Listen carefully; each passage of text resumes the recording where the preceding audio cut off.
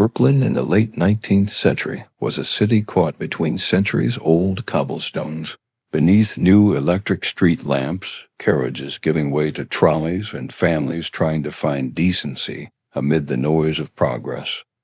Among the quiet residential streets of East 18th Street stood a modest two-story home, number 598. From the outside, it looked like any other. But inside lived a woman whose name would soon echo through the nation's newspapers and courtrooms alike, Martha Garretson Place. Born in Readington Township, New Jersey, in 1849, Martha grew up in a working-class family. Little is known of her childhood, except that from an early age, she was described as restless and high-strung. She was intelligent, ambitious but prone to fits of melancholy, the kind that seemed to rise from nowhere and stay for days. When she was a young woman, tragedy struck. A head injury, the result of a carriage accident, reportedly changed her temperament forever. Those who knew her before said she had been kind, even gentle. Afterward, she became suspicious, quick to anger, and obsessed with control. Years later, Martha moved to Brooklyn to work as a housekeeper. There, she met William Place, a widower who owned a small but successful carriage business. He had a teenage daughter, Ida, from his late wife, a bright, graceful girl who quickly became the center of his world. At first, Martha was caring toward them both. She cleaned, cooked, and managed the household with precision. But the balance shifted after she and William married. The home that once felt warm grew colder, more divided. Neighbors later said that arguments in the Place home were common. Muffled voices behind drawn curtains, tense silences at the dinner table. And always there was Martha's jealousy. She couldn't bear William's affection for Ida. Every kind word he gave his daughter seemed to harden Martha's heart just a little more. To the world outside, Martha Place was merely another Brooklyn housewife. But to those who glimpsed behind the curtains, something darker was unfolding. Martha had developed what many described as a quiet madness. She became controlling, unpredictable, and convinced that Ida was turning William against her. Her letters, now preserved in court archives, reveal a mind struggling for order. She wrote of being ignored, belittled, and cast aside, but they also revealed a strange pride, a need to appear perfect, even as her world collapsed inside. William, patient at first, began to pull away. He confided in a neighbor that he feared leaving Ida alone with Martha. "There's a bitterness in that woman," he said, "that could poison a house."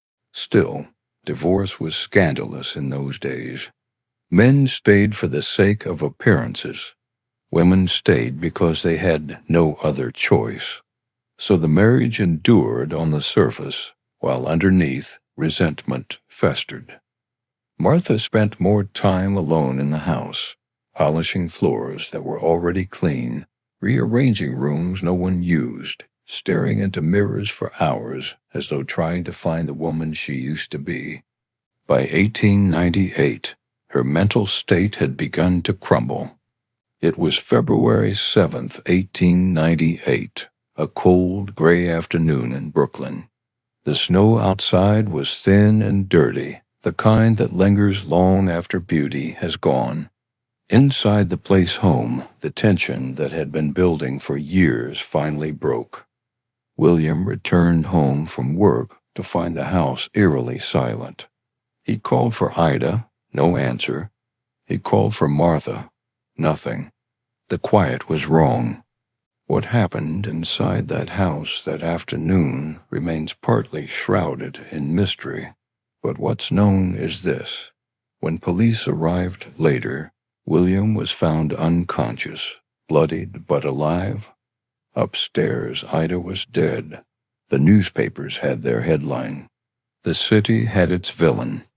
Within hours, Word spread that Martha had attacked them both in a fit of jealous rage. The details, though unclear, painted her as cold and methodical, a woman overcome by a hatred that finally consumed her. When the police found her, she had tried to take her own life, turning on the gas jets in the house. She was revived, arrested, and taken into custody. The story shocked Brooklyn, not just for the crime itself, but because it seemed to come from nowhere. Women in that era were expected to endure, to obey, to remain silent. Martha had done the unthinkable. She had shattered every rule of her world in a single day. By spring, the trial of Martha Garretson Place had become one of the most sensational court cases in New York's history. Crowds gathered outside the courthouse every day. Reporters filled the benches. The prosecution described Martha as a woman without conscience, while her lawyers argued insanity, claiming her head injury years before had destroyed her sense of reason. Inside the courtroom, she sat still and quiet, her face pale, her eyes expressionless. Some saw guilt. Others saw despair. But the jury saw neither. They saw a woman. And in 1899, a woman capable of such a crime was something the public could neither understand nor forgive. On March 23, 1899, the verdict was delivered. Guilty of murder in the first degree. The sentence, death by electrocution at Sing Sing prison. Gasps filled the courtroom. It was the first time in U.S. history that a woman had been condemned to die in the electric chair. Even the judge hesitated as he spoke the words, but the law was clear. "May God have mercy upon your soul," he said, the final words Martha Place would ever hear from a free man. At Sing Sing, the women's ward was small, a few gray rooms above the men's cells, silent except footsteps and the faint hum of machinery. Martha Place spent her final weeks there, reading the Bible and writing letters. Reporters tried to reach her, but she refused every interview. The newspapers called her the unrepentant murderess. The governor, Theodore Roosevelt, denied her appeal for clemency. Still, some wondered if the sentence was too harsh, if the courts were making an example of her. After all, men who had done far worse had escaped with life sentences. But in the public's eyes, Martha's crime had violated not just law, but nature. The morning of March 20th, 1899, was cold and still. A light fog rolled off the Hudson River. Guards led Martha down the narrow hallway toward the execution chamber. She walked without a word. At 11:01 a.m., history was made. The current hummed.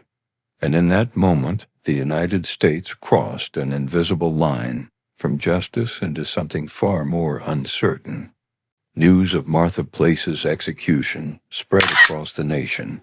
Some called it progress, proof that the law made no distinction between man and woman. Others called it barbaric, a sign that society had lost its humanity in the name of order. But in the quiet corners of Brooklyn, where her story began, people whispered a different tale of jealousy, loneliness, and the fragile line between sanity and despair. Martha's death didn't end the debate. It only deepened it. Was she a monster or a woman broken by circumstance? Was her execution justice or vengeance wrapped in the language of progress? More than a century later, historians still argue. But one truth remains. Her story marked a turning point when electricity, that new miracle of modern life, became the tool of death.